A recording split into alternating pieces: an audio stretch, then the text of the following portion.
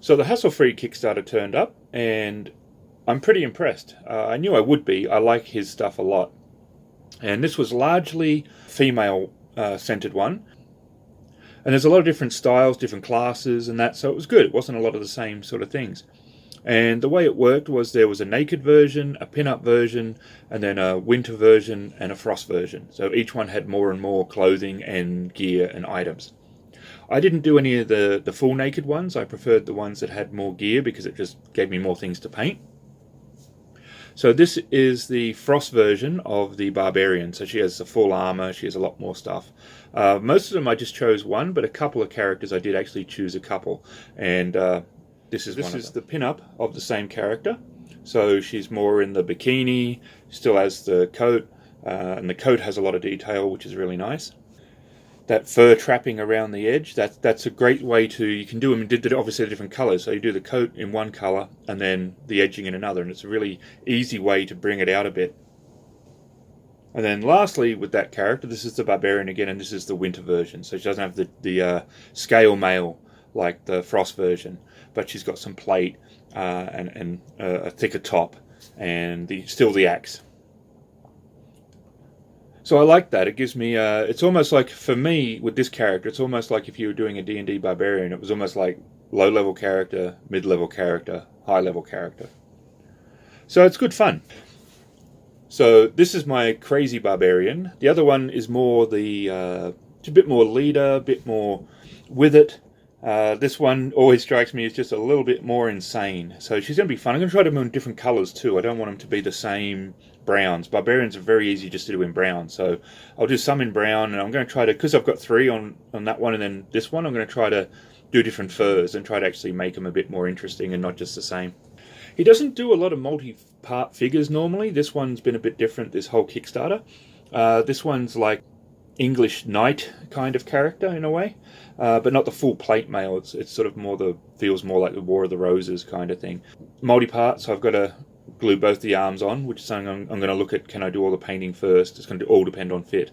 But she was good fun. I like these sort of ones to sort of be able to mix it up, so you don't keep always having the same sort of thing. And it's nice that this whole Kickstarter was a big variety of different characters.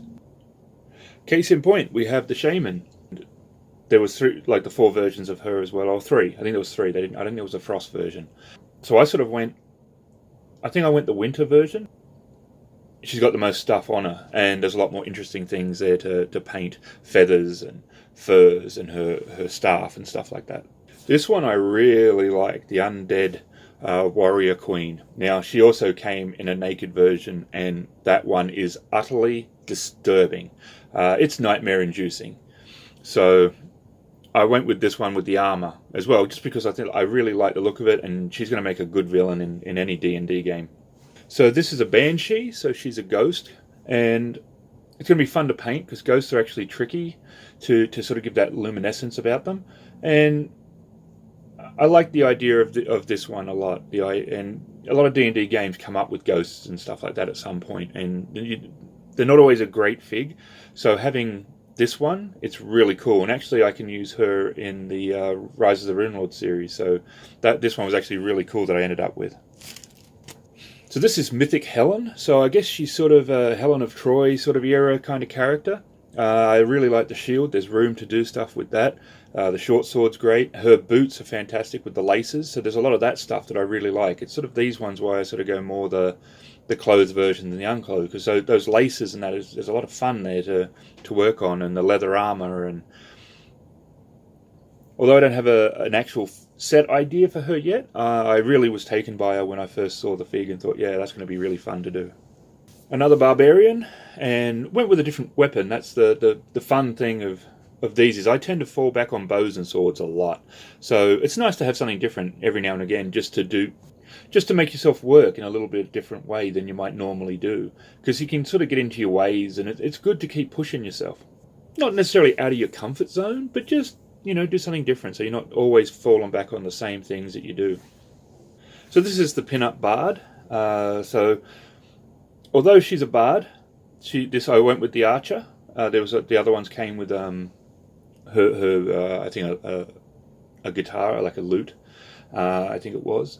But really like the idea of the archer, so I went with this one. This is where I am definitely falling back on my usual suspects when it comes to what I like to paint. So this one might work very well for the Queen in Crimson Throne. Although there is actually a miniature for that, I have to say I might order a couple, because it might be cool to have the one version and then also be able to have a couple of different versions.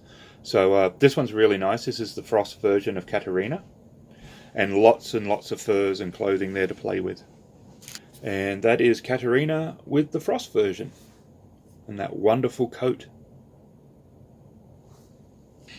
And tell a lie, I did get the Bard